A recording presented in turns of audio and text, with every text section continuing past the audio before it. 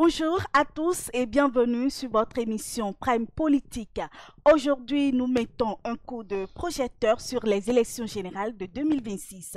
Pour en débattre, j'ai le plaisir de recevoir pour vous Dr Bertin Corvi, un acteur politique qui n'est plus à présenter. Dr Bertin Corvi, merci d'avoir accepté notre invitation. C'est moi qui vous remercie de l'invitation, justement. D'accord. Docteur Corvi, vous aviez annoncé il y a quelque temps votre ambition de briguer la magistrature suprême. Aujourd'hui, vous apportez publiquement votre soutien à Romuald Wadani. Est-ce un choix de conviction ou une absence d'alternative? Alors, c'est le candidat même qui devrait le moment venu. Et j'invite Monsieur le Président, je vous invite, cher Romuald Wadani, à vider ce sujet. C'est à vous de dire aux Béninois que depuis juin 2024, j'étais déjà allé vous voir pour vous dire que je serai candidat. Mais si je ne l'étais pas, je travaillerai que ce soit vous. Et bien voilà, il est candidat et je le soutiens tout simplement. Pourquoi j'ai estimé qu'il fallait faire ce choix-là? Le cœur de l'homme est rempli de projets, mais seuls les desseins de Dieu s'accomplissent. Quand vous êtes candidat à la candidature, il faut prévoir l'alternative où ce ne soit peut-être pas vous. J'ai étudié tous ceux qui pouvaient être candidats ou bien présidents. J'ai trouvé qu'en dehors de moi, Romuald Wadani pouvait faire le travail. Il pourrait mieux me comprendre. Parce que moi, je suis candidat pour une seule raison. Faire du bonheur individuel et collectif une réalité au Bénin. Et pour y parvenir, il faut construire une économie fondamentale pour un développement à visage humain. Je sais qu'ensemble avec Romuald Wadani, nous pourrions y parvenir. Donc c'est un choix réfléchi. C'était déjà mon second couteau au cas où moi-même je ne serais pas candidat. Voilà. Alors, est-ce que c'est juste la raison pour laquelle vous le soutenez aujourd'hui? Je ne le soutiens pas. Il est la projection de moi-même, Corvi Bertin. Aussi, parlons peu, parlons bien. Imaginons même que je me révolte. Je dis non, il faut que Corvi soit candidat forcément. Puisque chacun ayant son destin, vous allez entendre Paul Hunkwe qui sera candidat bientôt. Moi, Corvi, je suis là, je ne suis pas candidat. Paul Hunkwe est candidat. Mais c'est Dieu qui lui donne d'être candidat. Mais s'il sera président, non, il ne le sera pas. Ce sera Romuald Wadani. Maintenant, l'essentiel pour moi, c'est que le Bénin soit construit. Demandez-moi plutôt pourquoi je soutiens Romuald Wadani et qu'est-ce que j'attends de lui et sur quoi je ne vais pas transiger. On va y revenir, Et donc, exactement. La question n'est plus si c'est sincère mon soutien est plus que sincère. Aussi, je ne soutiens pas Romuald Wadani, je le porte. Parce que les soutiens justement, parce que vous n'avez plus d'autres alternatives. Non, ça n'a rien à voir. Je peux me taire et je peux entrer en rébellion. Et je suis l'homme politique le plus dangereux pour quiconque j'ai décidé de recaler. Une élection n'est jamais gagnée d'avance. Ah non, surtout pas. Aucune élection n'est gagnée d'avance. Vous voyez ce qui se passe au Maroc. Vous avez vu ce qui se passe au Népal. Vous voyez ce qui se passe à Madagascar. Qu'est-ce qui crée ça? Eh bien, le téléphone. La capacité de connecter chacun par les Android. Et vous savez bien que j'ai la capacité de communiquer, de parler. Mais ceci étant dit, je ne vais pas m'opposer à ce que je porte. Maintenant, là où par contre, peut-être, vous pourriez m'entendre gronder, c'est si Romuald Wadani ne s'engage pas de façon ferme à aménager les conditions de vie des populations. Vous parlez de développement. Est-ce que vous avez cette certitude-là que Romuald Wadani peut faire l'affaire? Mais bien sûr, sinon je ne l'aurais pas. Mais il y avait Joseph Fifame Diogbenou. Ça dégoulonnait de son nez l'envie d'être président. Pourtant, je ne l'ai pas soutenu. Parce que je ne le vois pas capable, justement, à la suite de Patrice Talon, de porter le Bénin à un développement. Pas qu'il ne soit pas intelligent, pas qu'il ne soit pas qualifié, non. Mais ce dont hérite Romuald Wadani est tellement lourd à porter que ne devient pas président à la suite de Patrice Talon qui veut, mais qui peut. Nous avons 6 000 milliards de dettes à rembourser. Il faut comprendre l'ingénierie qui a été mise en place pour que d'autres nous remettent leur argent pour construire notre pays. Ce n'est pas tout le monde. Il y a le maire de Cotonou qui parcourait, il n'a jamais rien dit, mais on n'est pas naïf, qui parcourait Mons et Coteau pour une pré-campagne. Je ne l'ai pas choisi non plus parce qu'il n'a pas à mon sens, l'ingénierie. Pour moi, ça peut vous paraître prétentieux, je l'assume. J'ai toujours estimé que les chenilles de Patrice Talon, pour les transformer en papillons, il fallait Kohovi ou alors Romuald Wadaye. Le président a choisi et les partis politiques l'ont validé. Romuald Wadaye, alhamdulillah, Rabbil Alamin. Les partis politiques l'ont validé ou ils sont obligés de l'accepter? Ben, c'est à eux qu'il faut poser cette question-là. Mais vous êtes aussi membre d'un parti politique. Je parle de moi intuitif personnel. D'ailleurs, je vais pour la petite histoire, et ils sont nombreux hommes politiques qui s'attendaient à ce que moi, Kohovi, je m'oppose à ce choix-là. Comme vous-même, ça vous étonne. Et quand il dit, mais non, moi je porte Romuald Wadaye. Il dit, ah bon, mais pourquoi tu le portes? Je dis, je le porte parce que je l'avais déjà vu, je lui ai déjà donné les raisons pour lesquelles si Talon refuse un autre mandat.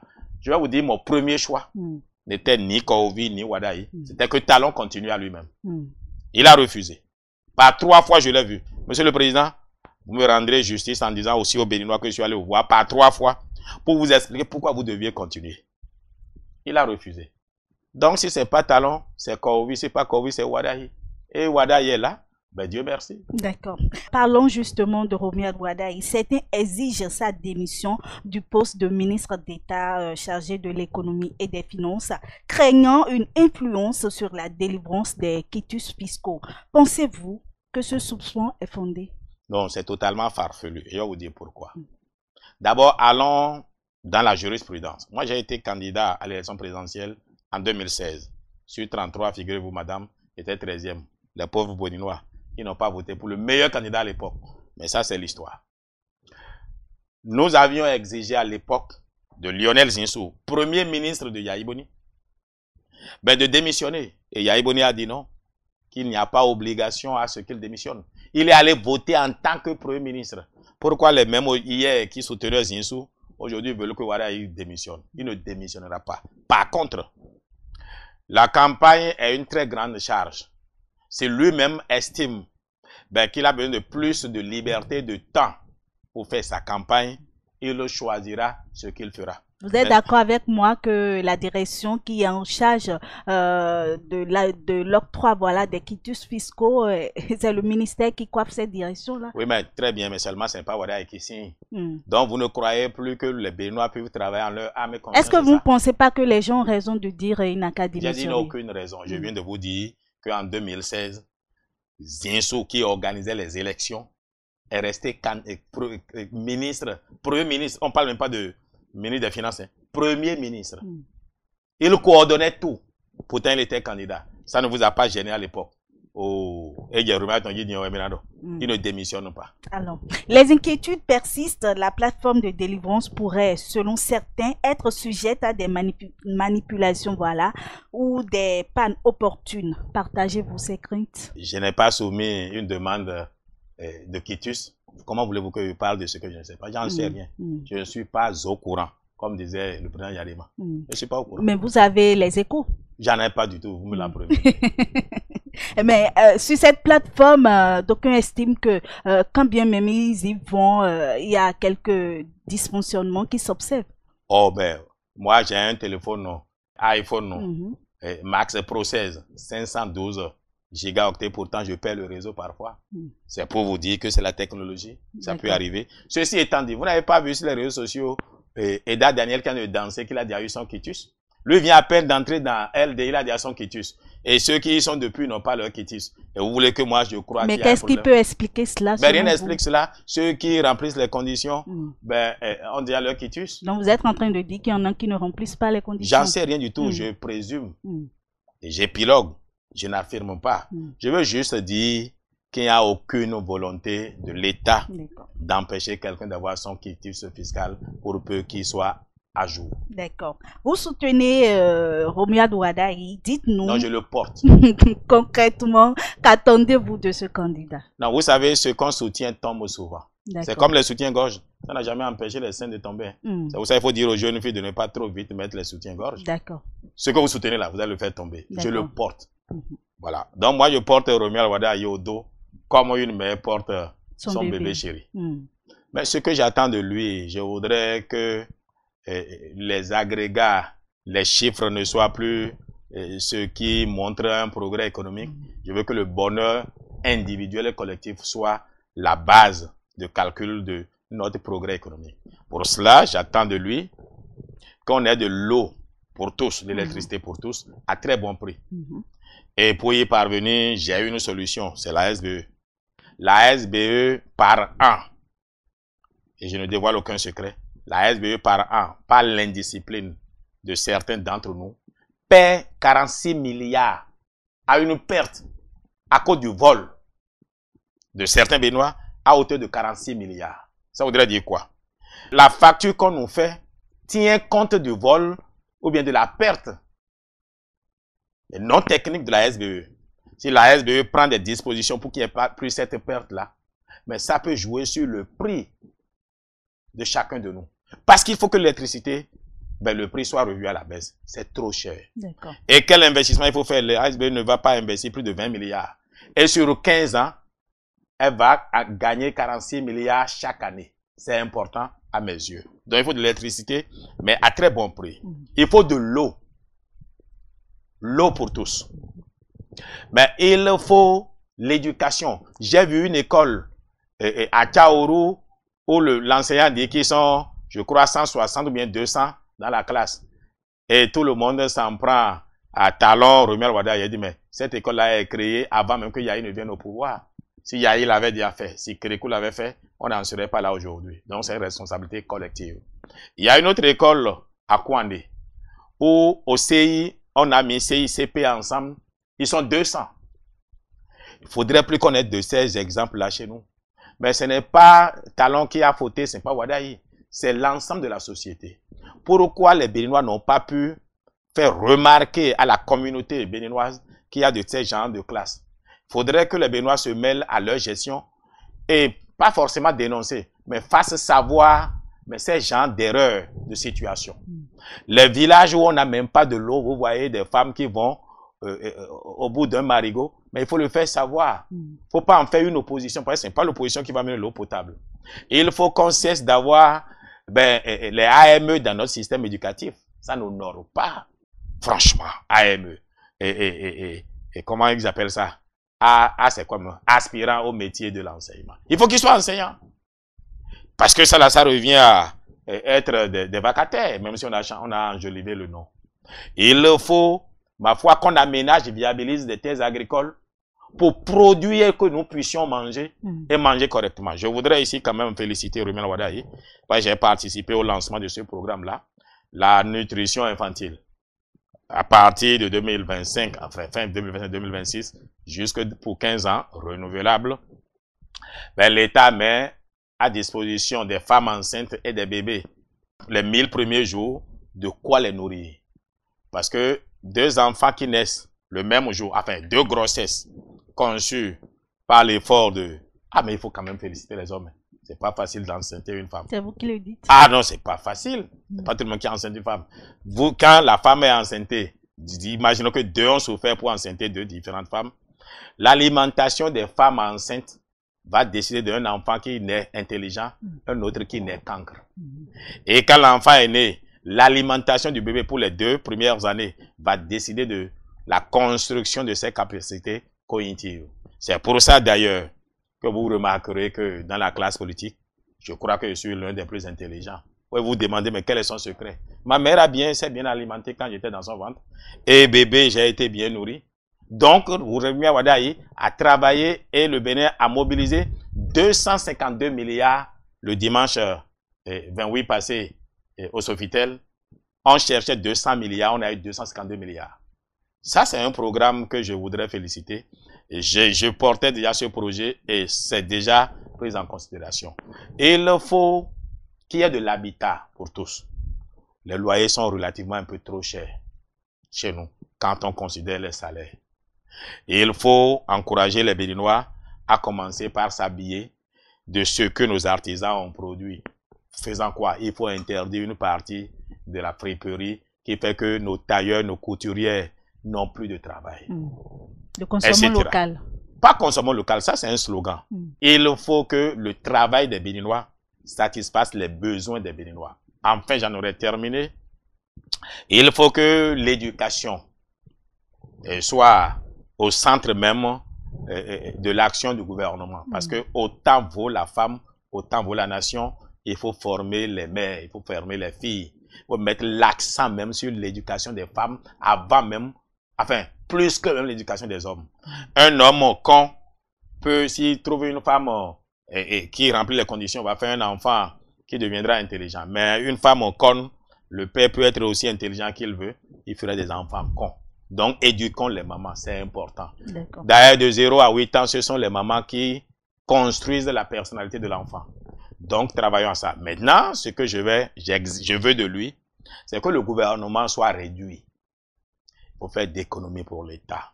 Un gouvernement de 16 membres, pas plus que ça. Et parmi les 16, il faut au moins 6 femmes.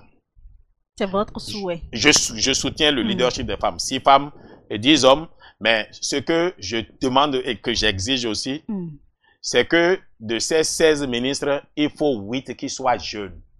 Aujourd'hui, au Bénin et partout au monde, ce sont les jeunes qui sont plus nombreux. Vous exigez cela? Ah, j'exige ça. Et si cela n'est pas pris en compte? Ben, je vais demander, je vais réveiller les jeunes à l'exiger. Parce qu'il faut construire avec eux. L'avenir, c'est eux. Vous allez les réveiller en faisant quoi? Ben, j'en sais rien. Le temps nous dira. Donc, oui, maintenant, il faudra qu'ils aient conscience de ce que le pouvoir doit se faire avec eux. Alors, dès que ce candidat-là sera élu, supposons qu'il est élu, il est élu. Quelles sont les mesures urgentes qu'il doit prendre selon vous? Alors, les mesures urgentes, c'est de réconcilier les Béninois entre eux. C'est important. Parce que tout ce qu'on dit, moi je suis corrovier, je ne mens pas. On a trop de clivage et de petits, on a des querelles de chiens écrasés. Il faut qu'on dépasse ça. Ceux dont la présence dans les prisons peut paraître comme découlant d'activités politiques. Vous voulez parler non, j'ai pas de nom. Je ne connais pas. Mais ça dit, j'écoute les populations. Mais ceux qui sont à l'étranger, à qui on demande de rentrer, qui disent qu'ils sont exilés, il faudrait que le président les invite pour leur dire, s'ils sont accusés de vol d'argent public, mais qu'on les appelle et ils nous disent comment ils remboursent une partie. Mais il ne faut plus que quelqu'un reste à l'étranger jouant les opposants ou bien les exilés. Il faut que les enfants d'un même pays travaillent ensemble. Ça, c'est important à mes yeux. C'est la première des choses à faire. Le dialogue, réconcilier les Béninois. Mais nous avons eu la malchance de nous déchirer au point où pour la politique, pour une fois, au Bénin, il y a eu des morts. Vous n'êtes pas amnésique. Tout le monde est responsable. Et l'opposition et la mouvance. Il faut que nous travaillions ensemble. C'est d'ailleurs pour ça que je vais lancer un appel solennel à LD et au président Yahya Boni, qui porte une grande responsabilité. Monsieur le président Yahya Boni, ce n'est plus la peine de dire que vous cherchez un candidat. Vous n'en avez pas un, vous lancez un appel à candidature. Premier Wada a dit à candidat. Venez le soutenir. Hein? Monsieur le président Yahya Boni, soutenez Rumel Wadaï, vous cherchez quel candidat encore? D'accord. Un fils nous est donné, un président nous est né. Alors, un mot sur la colistière de Rumel Wadaï, Mariam Chabi Talata. Quelle lecture faites-vous de ce choix? Oh, je suis même allé en studio chanter pour elle. Mariama, Mariama, Bario, Bario, Mariama, Tererebu, Mariama. D'accord. Qu'est-ce que vous dites dans votre chanson?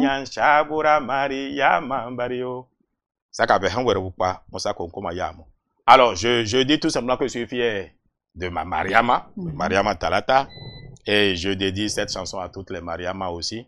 Au fait, je fais partie de ceux qui, dans le BR, ont estimé que Mariam Talata devrait être la colistière. Pas qu'elle soit BR, mais je pense qu'il faut transcender les appartenances partisanes. Si on a choisi Rumel Wadaï, entre autres parce qu'il n'appartient à aucun des deux partis, grand parti je veux dire, sinon ça amènerait à une division, il fallait qu'on ne tienne pas compte non plus de l'appartenance politique ou bien partisane de la colistière. Ceci étant dit, j'ai écrit à Mariam Talata elle-même pour exiger que maintenant que le BR a participé à sa désignation, il faudrait qu'elle démissionne de UPR pour que notre base ne nous accuse pas d'avoir choisi une autre personne en dehors de notre propre parti. Et quelle a été sa réponse? Ah ben, elle m'a dit oui, elle m'a dit qu'elle va en parler, que je pose un sujet juste et qu'elle va en parler aux instances politiques de son parti et de notre parti. Donc pour elle, elle est d'accord, je dirais. Et c'est d'ailleurs ça, c'est son humilité d'abord qui fait que je l'ai choisie. C'est la promotion qu'elle fait de la femme du Nord d'abord et de la femme du Bénin en général qui fait que je l'ai choisie. Et c'est sa tempérance. Et je dis souvent que tout homme réfléchi voudrait avoir Mariam Talata comme belle-mère. Bon, malheureusement, moi j'ai dit à mes 4 épouses, je ne peux pas en ajouter une autre. D'accord. Bertin Corville, le bloc républicain se prépare aux élections de 2026. Quelle est sa stratégie face à une compétition qui s'annonce rude? Non, je ne viendrai pas ici dire ce que nous allons faire, quelle est notre stratégie. Il ne faut pas vendre le loup avant la peau du loup. Alors, comment est-ce que vous préparez ces élections-là? Alors, comment nous préparons? Comme toujours, nous parlons à la base, nous résolvons les problèmes des populations, nous les écoutons. Mais je ne dirais pas plus que ça. Vous n'avez pas mis en place des dispositifs pour conquérir davantage la base? Oh, ben, qui vous a dit ça? Je n'en dirai pas plus. D'accord.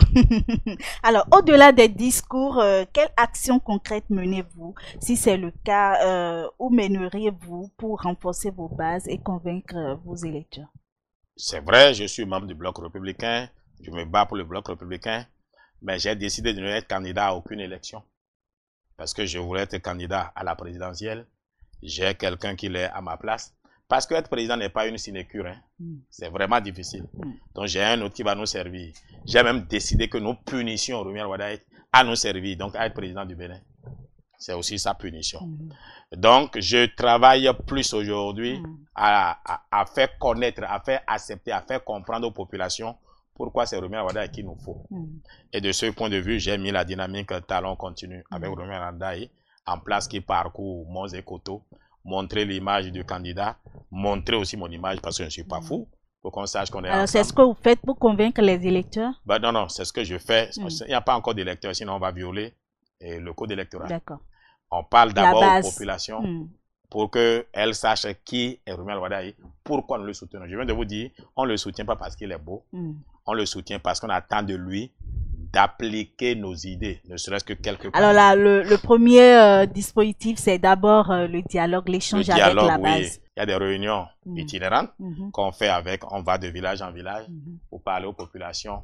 Bon, pour que ça vous intéresse à ce point. D'accord, c'est votre stratégie? Bon, c'est notre tactique. Et la stratégie elle-même, je ne vais pas la dévoiler, mais je vais quand même vous donner un petit exemple. Nous mettons des groupes de au plus 50 à 100 personnes et qui ont un responsable à la fois. Et nous en faisons un peu partout. Au niveau des arrondissements? Des villages, des arrondissements, des quartiers. Parce que, en réalité, j'estime moi que si on utilise la tactique pour écrire un programme informatique, on réussit sa vie. Il faut simplifier les problèmes de telle sorte que vous preniez un petit bout. Si un petit bout est résolu et vous résolvez chaque petit bout, tout le problème est résolu. D'accord. Alors, l'investiture du duo présidentiel se tiendra à Parakou. Quels préparatifs spécifiques le Bloc républicain déploie-t-il pour cet événement?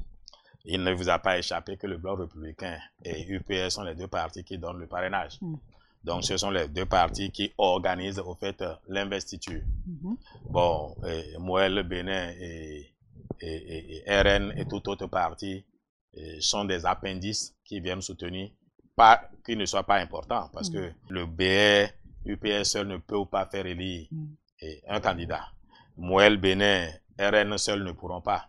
Et le candidat, je le dis et je le redis encore, n'aura pas le choix que d'associer des individualités, des associations, des mouvements et religieux et laïcs, et j'en oublie. Les jeunes, les associations de femmes, de veuves heureuses. Alors vous associez tout cela dans l'organisation de l'événement? Non, je veux dire, ce sont ceux qui vont lui permettre de gagner. Maintenant, l'organisation, bon, pour que ça, il faut que quelqu'un soit responsable de ça. Il y a un comité qui a été mis en place et c'est ce comité qui travaille à cela. D'accord. La ville de Parakou a été choisie pour abriter cet événement. Est-ce que ce choix est un simple symbole ou véritable calcul politique? Bon, alors en politique, il y a toujours de calcul. Donc, il y a un calcul politique. Maintenant, pourquoi c'est Parakou? Tout simplement parce que durant 10 ans, je crois, sans me tromper, ben, nous qui sommes du Nord, nous avons toujours estimé que la part belle est faite au Sud. Aujourd'hui, qu'un candidat du Sud est celui qui va porter le destin du pays, il fallait qu'il aille nous convaincre qu'on ne sera pas spectateur encore pour 5 ans. Et donc, Robert Wada va à Parakou pour annoncer à Parakou qu'il est candidat, il sera président pour que le Nord rattrape le retard de développement sur le Sud. Est-ce que c'est un choix stratégique selon vous? C'est un choix en tout cas raisonnable et logique, un choix qui nous convainc, qui nous donne espoir, nous, du Nord, qu'il faut le soutenir. D'accord. Alors, les rêves abortifs, voilà, des potentiels candidats qui sont restés inouïs depuis l'annonce de cette candidature. Ces acteurs-là, vont-ils vraiment mouiller le maillot pour le candidat unique? Ben, madame, vous me taquinez. Je ne lis pas encore dans la tasse de thé. Quand vous voulez que je sache ce qu'ils feront. Mais, étant un être humain, je dois avouer qu'il leur sera difficile d'accepter que leurs ambitions aient été avortées. Encore qu'aucun d'eux n'a jamais eu le courage de dire Urbi et Orbi qu'il est candidat. Je suis l'un des rares dans la mouvance à avoir toujours annoncé ma candidature. Et on dirait que mieux vaut même on se tait que de l'annoncer parce que je l'ai annoncé, je ne suis pas choisi. Et c'est celui qui n'en voulait pas qui a été choisi. D'ailleurs, le Coran dit qu'il faut donner le pouvoir à celui qui le veut le moins et l'en priver à celui qui le demande. Vous le reconnaissez vous-même, il leur sera un peu difficile de mouiller réellement le maillot sur le terrain, n'est-ce pas? Nous sommes des êtres humains. Je veux bien. Bon, ils n'ont qu'une seule voix. Il nous appartient, nous, de vite aller parler à leur base, de ne pas s'adosser seulement à eux, sinon ce serait la catastrophe. D'accord. Il faut se mettre humainement à leur place. Et si c'était vous, madame? Bon, tous ceux à qui ils ont promis poste de ministre, parce qu'il y en avait, hein? Il y en avait qui organisaient déjà des repas, des dîners, presque tous les week-ends dans leur jardin, nourrissaient les Béninois, nommaient déjà des préfets, des maires. Vous avez la preuve de ce que vous dites? Ben, pourquoi vous m'appelez ici si je ne suis pas crédible à vos yeux? J'ai la preuve de ce que je dis. Alors, très bien. Ils nourrissaient déjà les gens. Maintenant qu'ils ne sont pas candidats, je me demande qu'est-ce qu'ils vont dire à ceux-là, à qui ils ont fait penser, croire qu'ils seront ministres.